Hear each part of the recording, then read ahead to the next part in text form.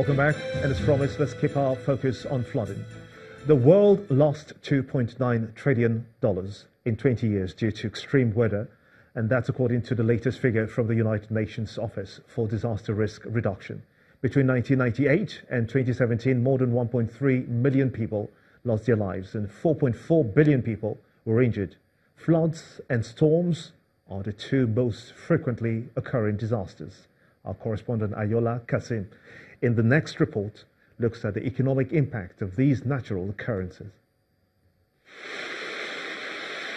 It's a cycle that is becoming all too common around the globe. A swing from flood to drought and back. That costs nations billions of dollars every year and threatens not just the livelihoods but the very lives of millions of people. Today, river flooding affects 21 million people worldwide and exposes $96 billion in gross domestic product on average each year. By 2030, those numbers could grow to 54 million people and $521 billion in GDP exposed every year. There is a very sharp increase in the number of climate-related events, which are actually creating 77% of the total direct economic losses caused by disasters. Nigeria is one of 15 countries which account for 80% of population exposed to river flood risk worldwide. 2.6 trillion naira was lost to the 2012 flood disaster. This year, flooding since late August has affected more than 800,000 people across 12 states. The economic cost is not yet known, but many say it will be very huge.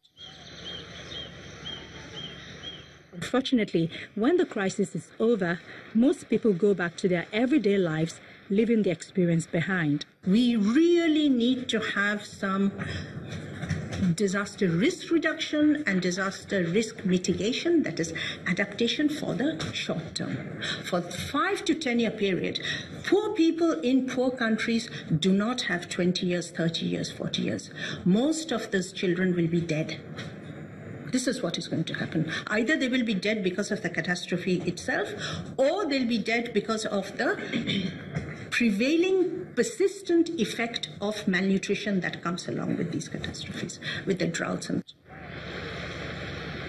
In order to keep the waters back and reduce the future costs, experts advise that there is a need to spend more on public infrastructure and live in a sustainable way.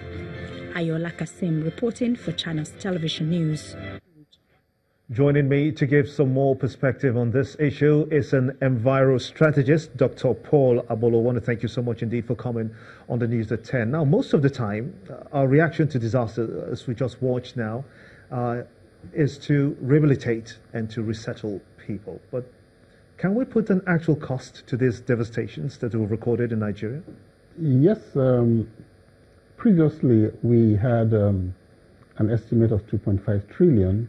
And what we are witnessing now is going in excess of 3 trillion naira, which is quite huge. But you're looking at the budgetary costs, you're looking at the finance cost. There are other hidden costs associated with this. Lives have been impacted. Families have lost their property to which they have so much attachment to. Many people are living in the camps, in the IDP camps, and many people don't even know what will happen in the future. So you need to look at the financial cost, but beyond the financial cost, there are other costs associated with it. You also need to look at the socio-economic impacts. The 4 frontline states we have in Nigeria, Anambra, Delta, Kogi, and Niger states, they were heavily impacted. Anambra state is number 1, like you know. You find that over 500,000 hectares of farmland was impacted. 24% of the population is impacted. 36% of the land mass is impacted. 50 schools are affected. 30 health centers are affected. So it's tremendous. It's a lot. And part of the problems is that we do not keep data. So Because we do not keep data, it's easy to forget. It's like the gentleman I work with in Anambra State, Michael Evenso. He's able to keep a lot of data because once you have the data, you're able to plan ahead. And I also like us to look at the RIMA principle. The RIMA principle talks about you need to look at the roots, you look at the impacts, mitigation and adaptation. So you look at the roots, you need to look at the primary cause of this. I'll tell you the more cause is climate change. Number 2 is environmental negligence. And then the number 3, a few other causes that you can add onto it. Like people say that you have to release the water from the dam, but something made the dams to overflow. So when you look at this, you look at the impacts, which is the next. You look at how lives have been impacted. You look at what it's doing to the economy. You look at what it's doing to the food security. But the most important is to look at the mitigation. What are we doing to mitigate these effects? But are we doing that? Are we doing that? If you look at especially the worst hit states, as you said, Niger State and Anambra State, Kogi State as well, are these states doing the necessary? Are they taking the necessary steps? Because people are really concerned. They are. Thank you so much. They are doing what they need to do, but you need to look at this from a broader perspective.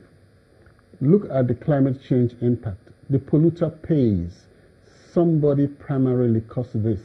Developing nations only contributed 4% to what is happening. So somebody needs to be held accountable. And there's a recourse for that. We need to look beyond our immediate environment for solution. There are climate change funds, there are climate change and adaptation funds to address this. At Pt.3 last year, this issue came up, and an issue resilience program was launched to address climate finance solutions, to address the disaster that we are having now. Are we looking into it? Are we looking into it? African Risk Capacity is a member of the issue resilience. Because the government here is also trying to help those that are trapped in this kind of situation. Yes, they released, as a matter of fact, they released about 3 billion naira to try to help people who are caught up in flood situations. What did you say? 3 billion? Yes. What is 3 billion? If is that inadequate? No, it's highly inadequate. If you are experiencing a loss of 3 trillions, the minimum that you use for an initial mitigation should be 1%. You're looking at 30 billion. So if you have 3 billion, you have barely scratched the surface. That's why I insist that we need to look beyond. If you look at what is happening outside the shores of this, if we engage with the global climate change action, we will be able to get some support. Last year, Haiti got 23.4 million for Catherine Matthews. You know, before then, there was a $50 million that was given for Hurricane Irma and Maria. So we are looking at this issue very local. We need to look at this issue global. Global perspective. Yes, because if you look at a state like Anambra State, if I may have to go back there, no state government, no subnational entity has the money to address this monster. That's a good place to let it rest. I must thank you so much indeed for talking to us. An environmental strategist, he calls it, Dr. Paul Abolo. Many thanks indeed for talking to us here on the News at 10.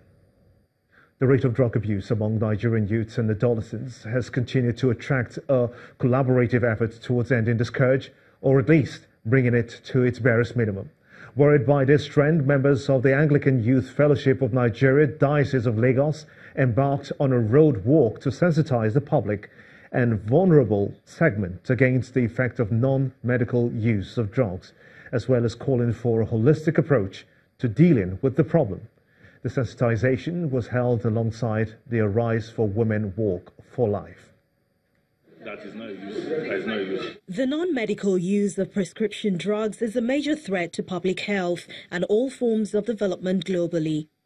According to the World Health Organization, about 76.3 million people struggle with drug abuse, contributing to 1.8 million deaths yearly.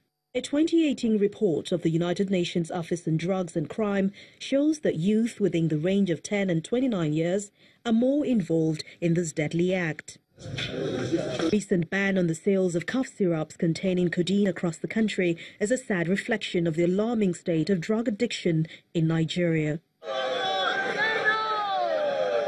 Public education is seen as an effective approach to combat the menace. That's what the Anglican Youth Fellowship of Nigeria chooses to do in contributing its own quota. Hundreds of them, including the Bishop of the Lagos Diocese, Right Reverend Humphrey Olumakaye, and his wife, are participating. From the Bonny Camp end of the Muritala Mohammed Way through Ozumba Mbadi Way in Victoria Island, they engage motorists and other road users through handbills on the dangers of drug abuse. The awareness walk terminates at the Anglican Church of Resurrection. Through the walk, the diocese is passing a message. It will be proper for us to have holistic approach on development of the youth. And that is the reason why we are embarking on this campaign, because we know drug can destroy, can kill their vision, and can actually destroy their future. The youth also lends a hand to those who are engaged in drug abuse. We are trying to encourage young people that you can always get help, you can always speak out, you don't die alone, don't struggle alone, reach out, and together will battle this epidemic, and we shall come out strong and we shall succeed as young people. Somewhere else within the island, Arise Women, a faith-based non-governmental women organization, also holds a health awareness walk. Tagged Arise Walk for Life, the exercise aims at promoting healthy living. You find it as a chore. You don't find it as something which is needful or necessary. What we are saying is that the body needs to keep moving for it to be at its optimal best. And it's been said worldwide, medically, that walking is the best form of exercise. Arise Walk for Life is part of activities to commemorate the 10th anniversary of the organization.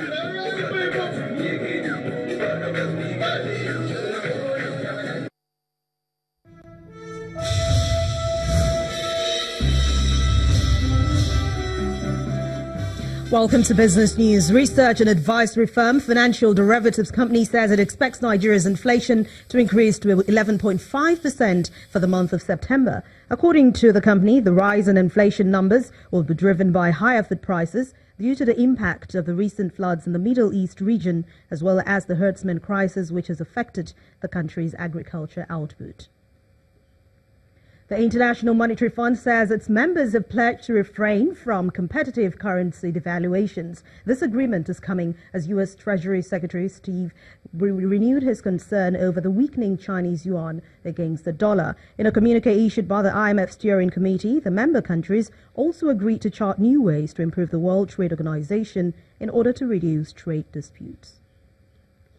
Major indigenous energy trader Conoil plc has reported some growth in its unaudited third quarter results. According to its financial statement, which was released to the Nigerian Stock Exchange, the company's turnover rose from 70.2 billion in 2017 to 75.8 billion naira this year, while earnings per share increased from 196 kobo to 229 kobo. At the same time, its profit before tax increased from 2.02 billion naira last year to 2.27 billion naira, while profit after tax grew from 1.4 billion naira to 1.6 billion naira. Conoil has attributed this performance to a strong growth in sales volume and a significant reduction in its cost of funds, despite the challenging operating environment in the country.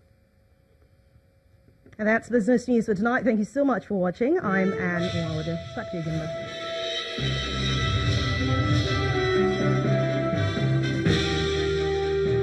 Still ahead on the news at 10, Nigeria trashed Libya 4-0 in the African Cup of Nations qualifier in Uyo, Akwa Ibom State. That's some sports news. Stay with us.